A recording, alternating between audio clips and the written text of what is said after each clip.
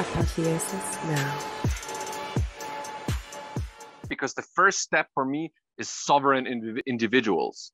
Because the whole idea of democracy, of like the group decide what, like the majority of the group decides what the group wants to do, is a very, very difficult system when, you know, the main bulk of the people that are allowed to vote in there are basically NPCs. They just say whatever they saw on the news, and then it makes it very difficult for them to actually make a sovereign question or a sovereign decision. And so I come back to the honorable investigator. If you have a group of people that are like that, actually sovereign in their own way of being and in their actions, then you can introduce these kind of decentralized systems, and it can actually work. Because if you don't have the first step, which is sovereign individuals, then the best system will not create an output because there's no actual input.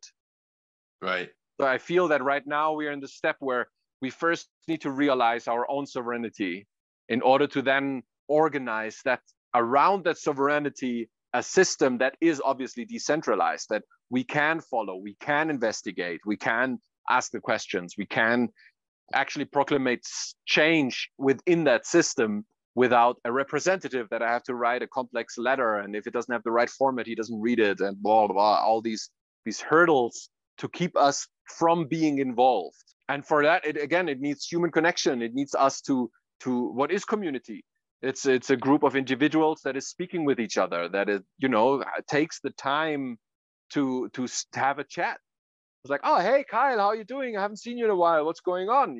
And then through that connection, I can actually create compassion.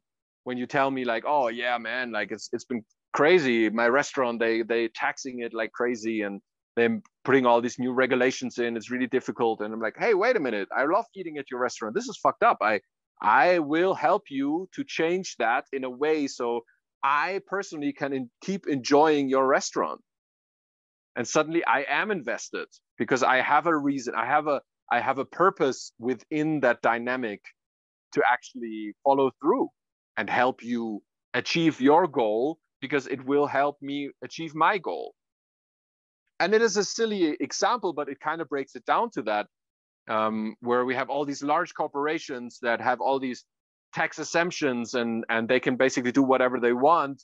And then all these small people that actually come with innovation are having a really hard time to survive, because it's just made more and more difficult. But if you, even in the lockdown, if you have a coffee spot that is being locked down and it cannot afford to bring all the measures in that they're supposed to have.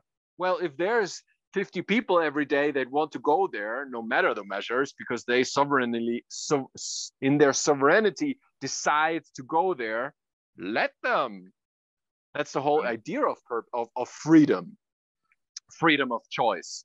That was all that was needed, and that's all that still is needed. You make a good point of making the choice outside of the programming. When I was living in the States back in 2020, I would go into places without the mask just to no, I understand. I've done the research that, and through logic, or what do you call it? Common sense, through common sense of looking at the mask, looking how it does, I'm not going to take part in that, because the power has always been with the people, right? We are always the majority. We always have, despite the amount of money people might have, or they have a military, this and that. It's it still comes down to the power of the individual and the people coming together. We always outnumber. We always have the influence.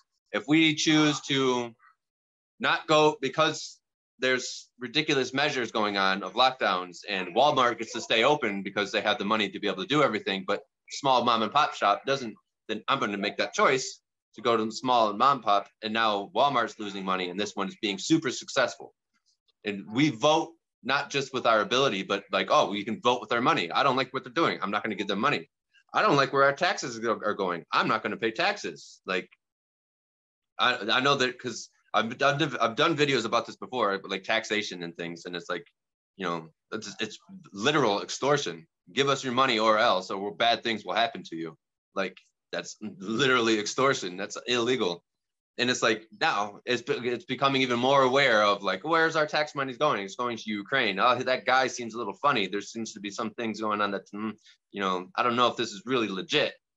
So now my tax money isn't even going to what it's supposed to. So why am I paying taxes? And enough people, like, I don't know, 50% of the people actually have the balls to do that.